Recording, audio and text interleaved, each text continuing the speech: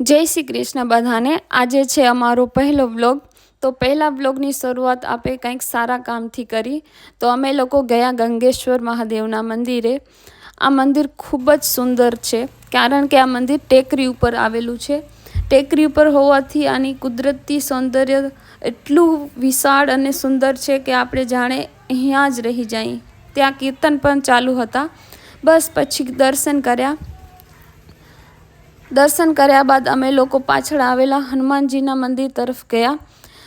ત્યાંનું વાતાવરણ તમે લોકો પણ જોઈ શકો છો, કેટલું સુંદર વાતાવરણ છે। કોઈ હિલ સ્ટેશન ઉપર આવી ગયા હોય એવું ફીલ થતું હતું। ખૂબ જ મજા આવી। થોડા ઘણા ફોટો પાડ્યા, વિડીયો બી ઉતાર્યા, શોર્ટ્સ બનાવી, રીલ્સ બનાવી, ખૂબ જ મજા આવી। બાજુમાં તમે જોઈ શકો છો કબૂતરો પણ દેખાય છે। તે પણ જાણે આ વાતાવરણને ખૂબ એન્જોય કરી રહ્યા હોય એવું લાગે છે। બસ પછી તો અમે પહોંચી ગયા બાજુમાં આવેલા હનુમાનજીના મંદિરે। કહેવાય છે કે આ પ્રતિમા હનુમાનજીની એ કુદરતી છે। તમે જોઈ શકો છો કે હનુમાનજીની પ્રતિમા કેટલી।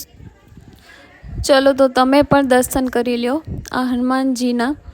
બાજુમાં રામ, લક્ષ્મણ અને સીતા માતાજીની પણ પ્રતિમા આવેલી હતી, તેમના દર્શન કર્યા।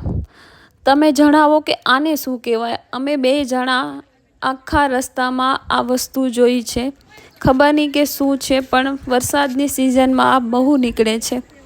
અમને તો છે કે આ ગડર કહેવાય, પણ ખબર નહીં કે હવે શું કહેવાતું હશે। કમેન્ટ કરજો તમને જો ખ્યાલ હોય કે શું કહેવાય આને। પછી તો હું ચડી ગઈ ટ્રેકિંગ કરવા, કેમ કે મને ટ્રેકિંગનો ખૂબ જ શોખ છે। પછી હરી પણ પાછળ આવી ગયો।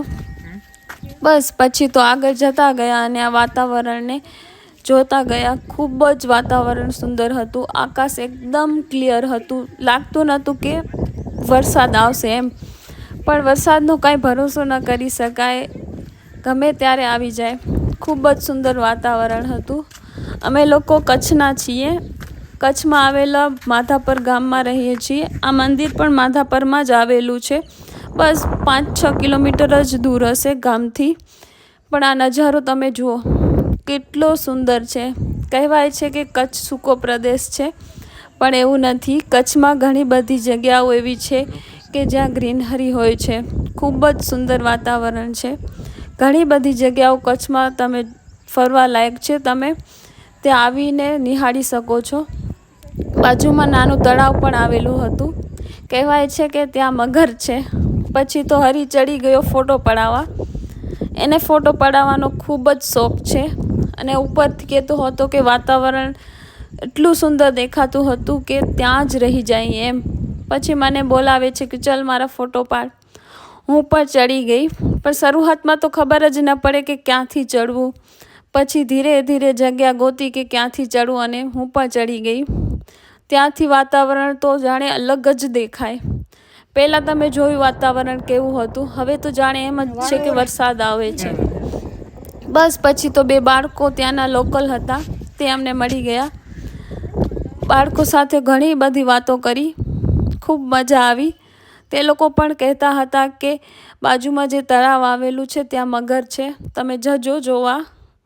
જોઈએ હવે ટાઈમ હશે તો જોવા જશું।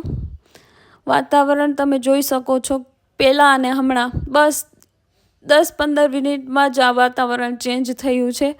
કેટલો તડકો હતો, અને હવે તમે જોઈ શકો છો વાદળો આવી ગયા છે।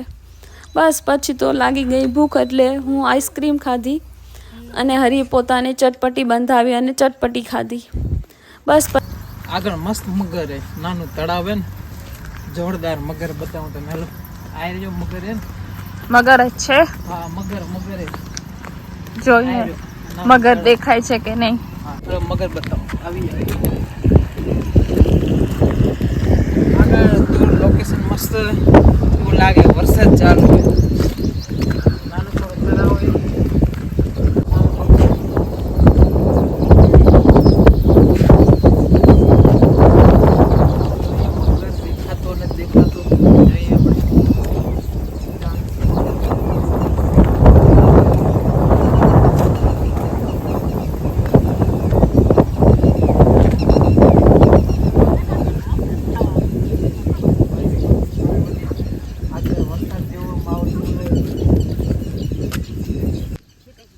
બસ પછી માછલીઓને થોડુંક ખાવાનું આપ્યું અને જરીવારમાં તો એટલી બધી માછલીઓ ત્યાં આવી ગઈ કે વાત જ ન પૂછો. ખૂબ જ વાતાવરણ સુંદર હોવાથી થોડી વાર મેં હરીને કીધું આપણે અહીં જ બેસી જઈએ. બસ થોડી વાર પછી આ વાતાવરણનો નજારો માણવા અમે લોકો બેઠા, જોતા હતા કે મગર આવે છે કે નહીં. હરીએ મને કીધું થોડે દૂર જ બેસજે, કાંઈ ભરોસો નહીં મગર.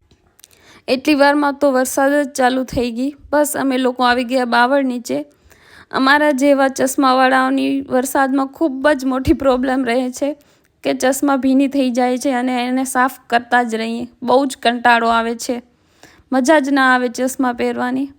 બસ વાતાવરણ ખૂબ જ સુંદર હતું. વરસાદ હતો, એક બાજુ જાણે વરસાદ હોય અને બીજી બાજુ ગામ સાઈડ જોતા એમ થાય છે કે તડકો હતો. ખૂબ વરસાદ પડ્યો હતો. ત્યારબાદ અમે લોકો આરતીનો લાભ લેવા પાછા મંદિરે ગયા.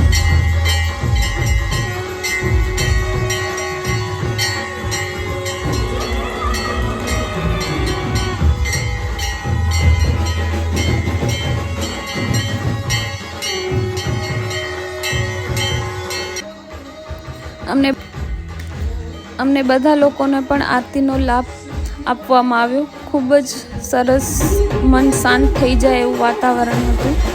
ગાયક કલાકારો પણ ખૂબ જ સરસ હતા. ખૂબ જ સારી એ લોકોએ આરતી ગાઈ. એટલામાં પણ પાછો વરસાદ ચાલુ થઈ ગયો. ધોધમાર વરસાદ આવતો હતો પણ આરતી જરાય રૂકી નહીં, ચાલુ જ રહી. ખૂબ જ સરસ વાતાવરણ. રાધે રાધે.